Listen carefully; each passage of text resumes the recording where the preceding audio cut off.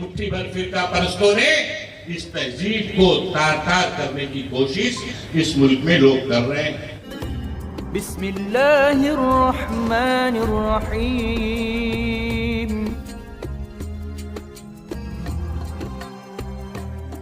1500 सालाना जश्न ईद मिलादुन नबी सल्लल्लाहु अलैहि वसल्लम के मौके पर मैं सबसे पहले आप सभी हजरात दिल की गहराइयों से मुबारकबाद पेश करना चाहता हूं। किसी ने खूब कहा है कि ताकि तारीख विलादत को न भूले नस्लें, ताकि तारीख विलादत को न भूले नस्लें, बज़्म मीलादुन नबी यूं ही सजाए रखे। ये इसीलिए लोग अलग अलग जुमले के तौर इस्तेमाल करते हैं और हमें और आपको याद दिलाते हैं, बताते हैं कि मिलाद क्या है। सरकार की यौम विलादत पाक के मौके पर मिलाद कैसे मनाएं और मिलाद क्यों ना मनाएं। हमेशा हमारे उलमा इकराम हमें बताते रहते हैं सरकार की कितनी सुन्नत, उनकी सुन्नतों के बारे में। अरे मैं हमेशा एक बात कहता हूं कि अगर हम ये अहद कर लें कि अपने आका, प्यारे आका नबी करीम सल्लल्लाहु अलैहि वसल्लम की सुन्नतों को अपनी अमली जिंदगी में मजबूती के साथ हम उतार लेंगे, अमल पैदा हो जाएंगे, तो हमसे अच्छा इंसान इस दुनिया में कोई नहीं हो सकता, बशर्ते कि हम उस पर कायम हो। हम सुनते बहुत हैं, समझते भी बहुत, लेकिन उठने के बाद दुनियावी माहौल में अपने आप को हम ढाल लेते हैं, हालात में अपने आप को ढाल देते हैं। जिसमें हमारा फायदा हो वो हमें कर लेना है, चाहे फिर वो सही है गलत है, हम सोचते नहीं। इंसानियत खत्म होते जा रही है। जिन नबी की याद में यौम विलादत पाक हम मना रहे हैं, उन्होंने इंसानियत का तो सबसे पहले दर्स हमें दिया। इंसानियत भाईचारगी की ही बात तो बताई, छोटे बड़े का लिहाज के बारे में कहा है। औरतों पे जुल्म होता था, बच्चियों को गाड़ दिया जाता था, उनको कैसे इज्जत देनी चाहिए, अपनी माँ बहनों की इज्जत कैसे हमें करनी चाहिए, यही तो सारी तरबियत है, तमाम सारी चीजें। उबैदुल्ला खान अज़मी साहब ने बहुत सारी बातें यहां पर की, मिलाद पर, बर्थडे पर। आखिर हम मिलाद मनाते क्यों? मिलाद के मौके पर हम नबी की सुन्नतों पर गौर करते हैं।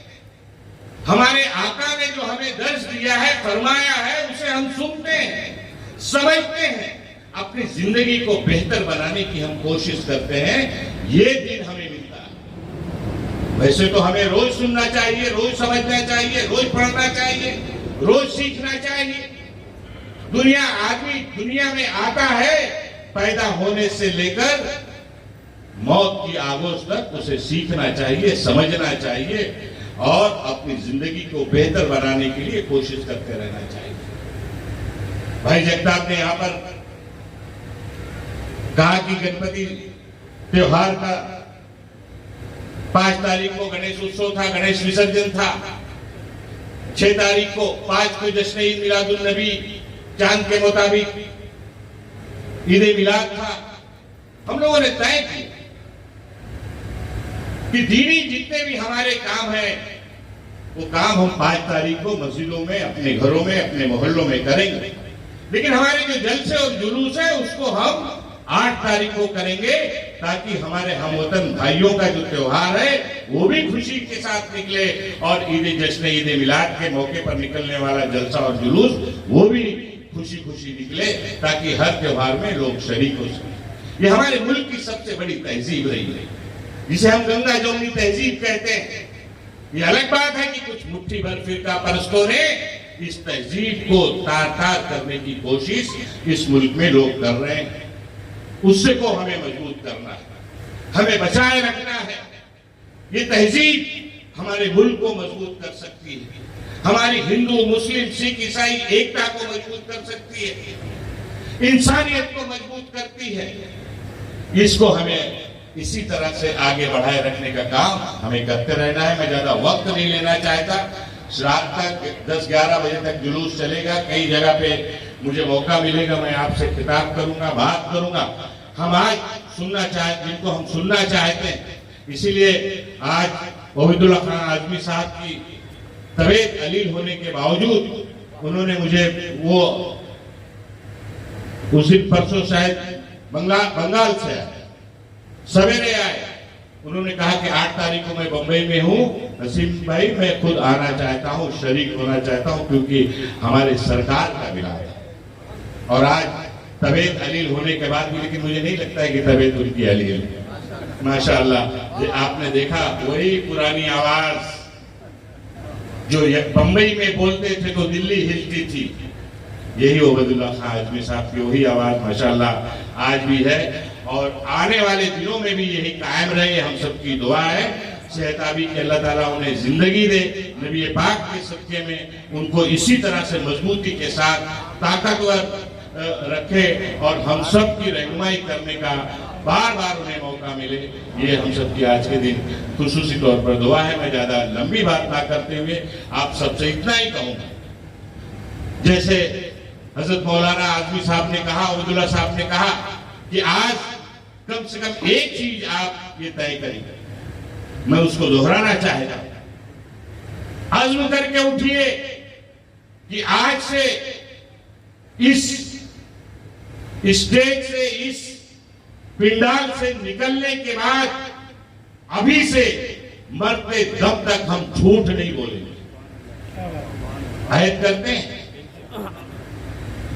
जब अहद करने की बात आती है तो आवाज ही नहीं आ रही है। क्या हमें नहीं अहद करना है? झूठ बोलना है, गलत करना है, नबी की सुन्नत पर अमल करना है। अगर हम सच्चे अपने आप को अपने आका नबी करीम सल्लल्लाहु अलैहि वसल्लम का शहीदाई मानते हैं, समझते हैं, दम भरते हैं, तो आज हम यहाँ से अहद करके उठे कि हम अपने आका, प्यारे आका की सुन्नतों पर मजबूती के साथ अमल पैरा होंगे, ताकि हमारी दुनिया भी बेहतर हो सके और हमारी आखिरत भी बेहतर हो सके। इन्हीं चंद कलमात के साथ आप सबको फिर से मैं मरकजी कमेटी की जानिब से जश्न ईद मिलादुन नबी सल्लल्लाहु अलैहि वसल्लम के मौके पर आप सबको ढेर सारी मुबारकबाद देता हूँ। बहुत शुक्रिया। और अपने उलमा इकराम का भी मैं बहुत बहुत शुक्रिया अदा करता हूँ कि सभी की अपनी अपनी मशरूफियत रहती है। उस मशरूफियत में से वक्त निकाल कर उन्होंने आकर हम सबकी रहनुमाई की और अपने ख्याल का इजहार यहाँ पर किया। मैं अपनी बात को ख़त्म करते हुए आप सबका बहुत शुक्रिया अदा करता हूँ। और साथ ही साथ जो हमारे कायदे जुलूस है हजरत अल्लामा मौलाना मोहम्मद अहमद नक्शबंदी साहब, मैं उनसे गुजारिश करता हूँ कि आप हमारे कायदे जुलूस है सीरतुल नबी पर आप अपने कलमात से हम सबको नवाजें, अपने ख्यालात का इजहार करें, ताकि जुलूस की असर की नमाज के बाद फौरन जुलूस की शुरुआत की जा सके। बहुत शुक्रिया। खुदा हाफ़िज़।